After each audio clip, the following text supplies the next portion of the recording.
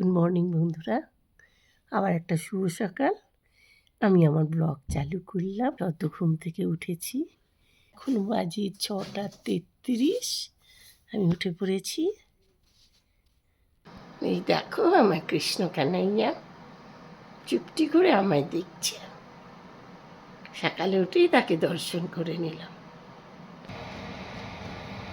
এটা চালিয়ে নেওয়া হয়েছে, ঘর ঝাড়া হচ্ছে, ধুলোগুলো যাতে টেনে নেয়।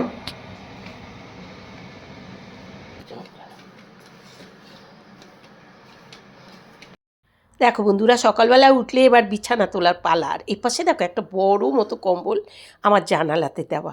এইটা তোমরা প্রায় সময় দেখে থাকবে। দেখো ভেতরে কিন্তু পর্দা রয়েছে। পর্দা থাকা সত্ত্বেও কেন আমি কম্বলটা দিই, তার কারণটা এই দেখো। দেখো বাইরে কত কুয়াশা, আমার কাচের মধ্যে কত কুয়াশা জমেছে। এই জন্যেই আমাকে পর্দা থাকা সত্ত্বেও কম্বলটা দিতে হয়, নয়তো প্রচণ্ড পরিমাপের ঠান্ডা লেগে যায়। এখন দেখো বাইরেটা তোমাদের দেখাচ্ছি ভোরে, আর কুয়াশাতে জানালাটা পুরো ভর্তি। পুরো বাইরে দেখো না, এখনও সব লাইট নেবেনি।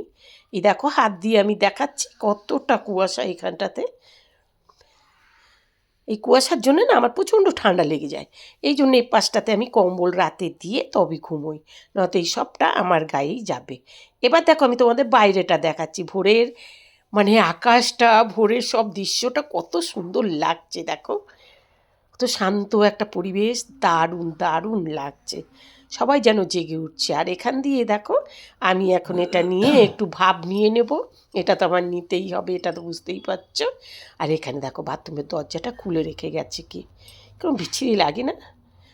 দেখো এই জায়গায় ছোট্ট ছোট্ট উট, এই উটগুলো জানো তো আমি যখন ইয়েতে গিয়েছিলাম রাজস্থানে, তখন আমার ছেলে আমাকে কিনে দিয়েছে। আর ওই পাশে দেখতে পাচ্ছ হাতি, ওই হাতিটা আমার মেয়ে নিয়ে এসেছে জার্মানি থেকে। আর পাশে তো ইয়েতে দেখতেই পাচ্ছ আইফেল টাওয়ার। আর এই সব কিছু মিলে দেখো এখন কত সকাল হয়ে গিয়েছে, এখনও আমি নাইট বাল্বটা নেভাইনি।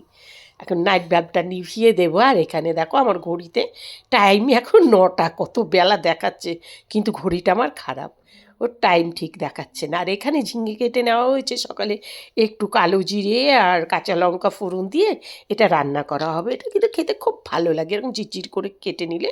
পাতলা করেও কেটে নেওয়া যায়, ঝিরঝির না করেও কেটে নেওয়া যায়, এরকম পাতলাভাবে। তো এই তরকারিটা এখন সকালে হবে। আর ওইদিকে অলরেডি দেখো ভাত চাপানো হয়ে গিয়েছে, ভাতটা ফুটে আসছে। আর এই পাশে শাক চাপানো হয়েছে। বেলাতে আরও কিছু রান্না হবে, সে রান্নাগুলো আমি তোমাদের পরে দেখাবো না, অত কিছু দেখালে তোমরাও বিরক্ত হয়ে যাবে। তো যাই হোক, এই আমার ডাইনিং টেবিল, এই পাশটা দিয়ে এখন আমি বাইরের দিকে যাচ্ছি।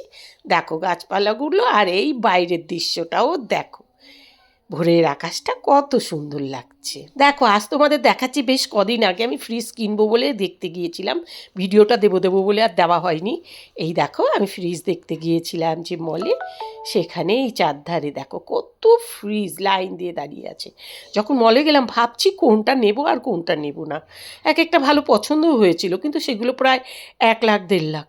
আমি ওইগুলো ছেড়ে দিয়ে লাস্টে একটু তার থেকে কম দামি, মানে আমরা যেমন মানুষ তেমন একটা ফ্রিজ নেওয়ার কথা ভেবে নিয়ে ফ্রিজ পছন্দ করে চলে এলাম। আর চলে আসার পরেই কদিন বাদে আমার ছেলে অনলাইনে আবার ওটা দিয়ে দিল, আর ওখান থেকে আনা হয়নি। এই দেখো ওর ভেতরেও কিন্তু আমি ফ্রিজের ভেতরগুলো দেখছিলাম, দারুণ ভালো লাগছিল। তো ওই জন্য ছেলে অনলাইনে এই ফ্রিজটাই অর্ডার দিয়ে দিয়েছে। আর এখন দেখো বাড়ির মধ্যে আমার 3খানা ফ্রিজ হয়ে গিয়েছে। আগের ফ্রিজটা ফেলতে সত্যি খুব মায়া লাগছে, জানোই তো ইঁদুরে ওই ফ্রিজটা কেটে দিয়েছে, কিন্তু ফ্রিজটা এখনও কাজ করছে, তবু ওটা বাদ দিতে হবে।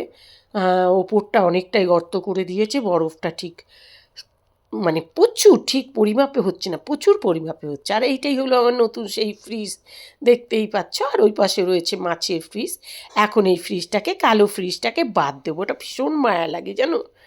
আর দেখো আমার এই গাছটা, এই গাছটাতে সাদা ফুল ফুটেছে। আর ওপাশে দেখো একটা, দেখো এই ফুলটাকে পয়সা ফুল বলা হয়। আর পয়সা ফুলটা জানো তো আমাদের খুব হেল্প করেছিল করোনার টাইমে। চলো আজকে ব্লগটা এখানেই রাখছি, বাই বাই।